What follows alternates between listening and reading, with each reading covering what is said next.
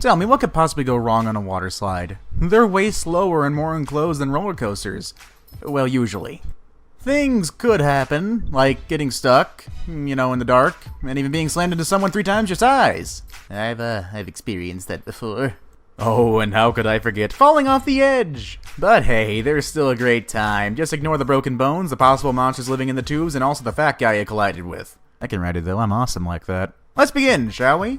Number 3, the Verrückt. One of the most recent and horrific tragedies to have occurred on a water slide involved a water slide called Verrückt. This water slide is located in the Kansas City Water Park and is the tallest, largest water slide in the world. It's 17 stories high. Remember that argument I made about the other one that's terrifying? That's over 51 meters. Caleb Schwab, a 10-year-old boy, was thrown from the raft and decapitated in August 2016. The boy was very skinny, and many people are saying he shouldn't have been allowed on the slide, which also has a height limit. Verrückt is a German word that translated roughly as crazy. Since the incident, the slide has been rightfully shut down. Now you know what? Let's go with another German word. The German word of today is unverantwortlich, which translates to irresponsible. Number 2, Geronimo Falls. Geronimo Falls is a slide in the infamous Action Park, a water park in New Jersey where several people were injured, died, or sued the park because of its lack of safety precautions. Kind of a common theme around these water parks. Sounds like fun, am I right? Well, maybe not. Geronimo Falls no longer exists, but when it did, it was considered one of the most extreme slides of all time. This was due to its incredibly stupid amount of steepness.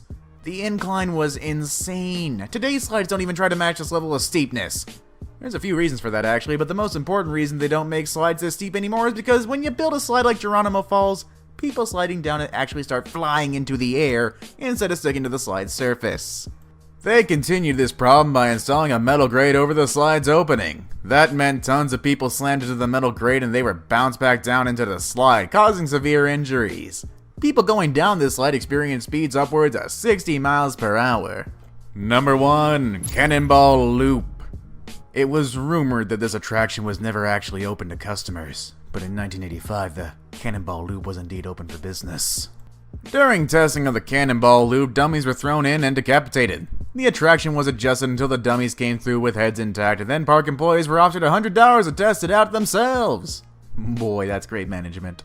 Thankfully, no one died on this monstrosity, but some people did become stuck. And before it was closed for good, a trapdoor was installed into the loop to retrieve pinned riders. And that's our video for today.